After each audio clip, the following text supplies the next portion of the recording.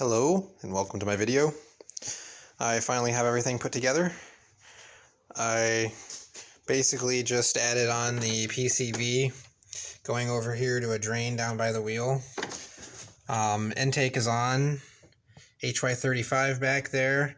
I'm going to be putting a mesh screen filter on it here tomorrow. Exhaust side ran. We have a drain hose down there.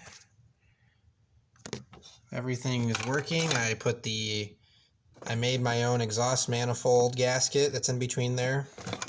Actuator is on with a clip, V-band, inlet, boost hose. I'm going to be putting an MBC on next.